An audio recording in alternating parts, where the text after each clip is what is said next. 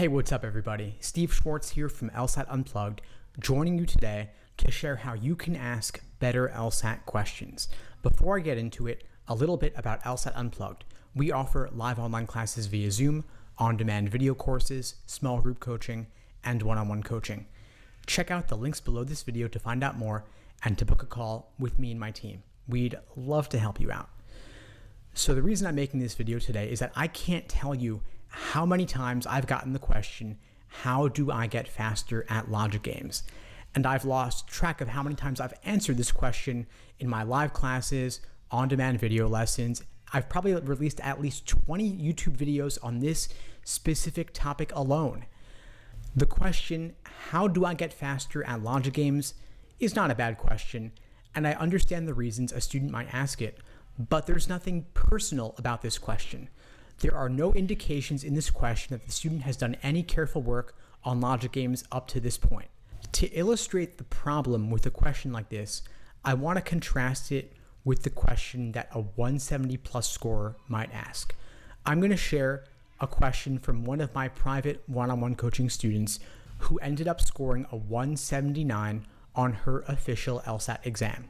Quote, how would you categorize games like Prep Test 3 Game 1 and Prep Test 17 Game 3? Would they just be miscellaneous? Because I honestly don't think they really fit perfectly into any category. There's a lot of games like these in the earlier prep tests where you basically list out different variables in a chart and assign given traits, characteristics to each of the variables. Don't think there's any ordering or grouping involved in the process at all. End quote. So this student committed to doing every single logic game ever, and she's now asking me about a logic game from prep test number 3 administered in December 1991, over 30 years ago. That's what I call dedication. So I'd be happy to coach her on how to categorize and get faster at logic games because she's already done the pre-work to explore them on her own. So again, to recap, let's take these questions side by side. How do I get faster at logic games versus I've already been looking at these two super old logic games that don't seem to fit the mold. How do I categorize these? You can probably tell the difference between the levels of prep each of these students has done. Now, I've been coaching the LSAT since 2005, and one of the most important aspects of my coaching is showing students how to ask better questions. And after a certain point, it's become easy for me to predict which of my students is more likely to score in the 170s on test day. So if you've been keeping a running list of questions to ask the trusted LSAT expert in your life, take another look at it to see if you're asking the right questions. In fact, if there's one distinguishing characteristic of the questions that my top scoring students ask, it's that no one has ever asked me that exact question before. In my coaching, I focus on helping you ask better questions.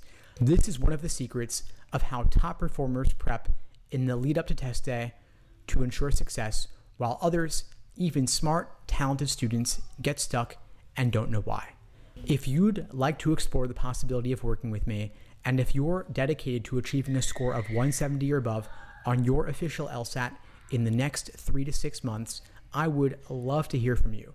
I'm looking for a couple of students who meet these criteria and have been studying for at least 3 months, have built a strong foundation in the basics of the LSAT, the different sections, and the different question types, and have achieved a practice test score of at least 160 or above on at least one timed practice test.